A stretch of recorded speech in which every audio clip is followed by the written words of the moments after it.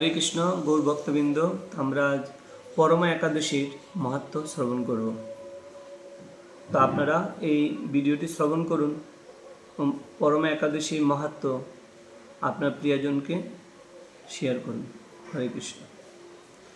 মহারাজ যুধিষ্ঠির বললেন, হে কৃষ্ণ, পুরুষোত্তম মাসের কৃষ্ণ পক্ষের একাদশীর নাম কি এবং এর বিধি বা কী?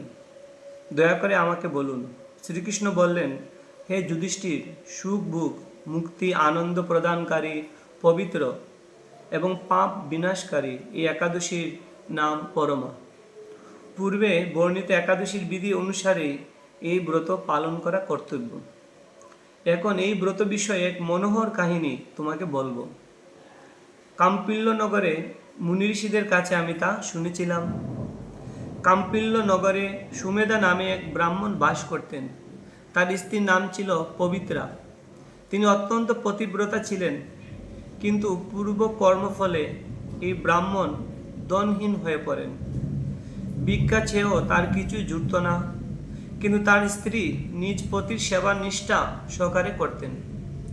গৃহে অতিথি সেবার জন্য প্রয়োজনে অনাহারে থাকতেন। স্বামীকে কখনো বলতেন না যে গৃহে অন্ন নেই। পত্নীর শারীরিক দুরবস্থার কথা চিন্তা করে ব্রাহ্মণ নিজের ভাগ্যকে দোষারোপ করতেন। একদিন পত্নী প্রিয়ংবদাকে বললেন, হে কান্তে, আমি ধনবান মানুষদের কাছেও ভিক্ষা চেয়ে পাই না, বলে এখন আমি কি করব? ধন সংগ্রহের জন্য আমি অন্য কোথায় যেতে চাই, তুমি আমাকে অনুমতি দাও। তো ব্রাহ্মণ পত্নী তখন তাকে বললেন, হে বিদ্বান, এই জগতে মানুষ তার পূর্ব সঞ্চিত ফল ভোগ করে। পূর্ব জন্মের কোনো ফল না থাকলে স্বর্ণ পর্বতে গেলেও কিছু পাওয়া যাবে না। হে স্বামী, পূর্বজন্মে আমি অথবা আপনি কেউ ধন সম্পদ ইত্যাদি কোনো কিছুই সৎ পাত্রে দান করিনি। তাই আমাদের ভাগ্য যা আছে তাই এখানে থেকে লাভ হবে। আপনাকে ছাড়া আমি এক মুহূর্ত থাকতে পারবো না, কেননা পতিহীনা দুর্ভাগা বলে সবাই তখন নিন্দা করে। অতএব এখানে যা ধন লাভ হয় তা দিয়ে দিন যাপন করুন। ওই বিচিকন ব্রাহ্মণ পত্নীর কথা শুনে ওই নগরেই রইলেন। একদিন মুনিশ্রেষ্ঠ কণ্ডিন্য সেখানে এলেন। তাকে দেখে সুমেধা খুব খুশি হলেন। ব্রাহ্মণ সস্ত্রীক মুনিকে প্রণাম জানালেন, সুন্দর আসন দিয়ে তার পূজা করলেন। ওই দম্পতি আনন্দ সহকারে মুনিকে ভোজন করালেন। এরপর ব্রাহ্মণ পত্নী জিজ্ঞাসা করলেন, হে মুনিবর, কিভাবে দরিদ্রতা নাশ হয়? বিনা দানে কিভাবে ধন বিদ্যা স্ত্রী লাভ হয়? আমার স্বামী আমাকে এখানে রেখে ভিক্ষার জন্য দূর দেশে যেতে চান, কিন্তু আমি তাকে যেতে নিষেধ করেছি। এখন আমাদের ভাগ্যবশে এখানে আপনার শুভাগমন হয়েছে। আপনার কৃপায় আমাদের দরিদ্রতা অবশ্যই নাশ হবে। দরিদ্রতা বিনষ্ট হয় এমন কোনো ব্রত বা তপস্যার কথা আপনি কৃপা করে আমাকে বলুন।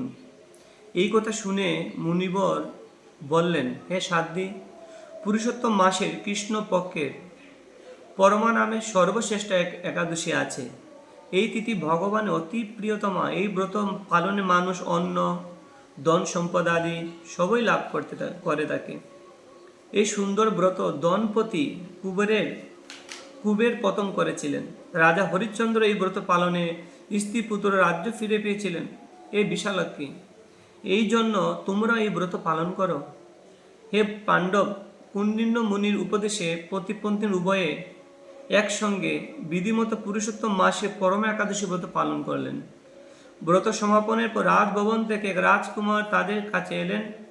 ব্রহ্মার প্রেরণায় তিনি বহু ধন সম্পদ, নতুন গৃহ ও গাভী এই দম্পতিকে দান করলেন।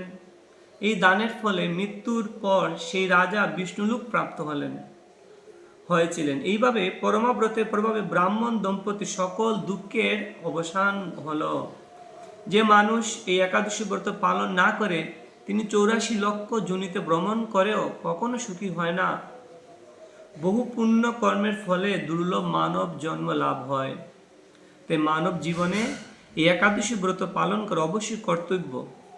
এই মাহাত্ম্য শুনে মহারাজ যুধিষ্ঠির তার আত্মীয় বর্গের সঙ্গে এই ব্রত পালন করেছিলেন। যে পরম একাদশী কি, একাদশী পালনকারী গৌর ভক্তবৃন্দ কি। হরে কৃষ্ণ।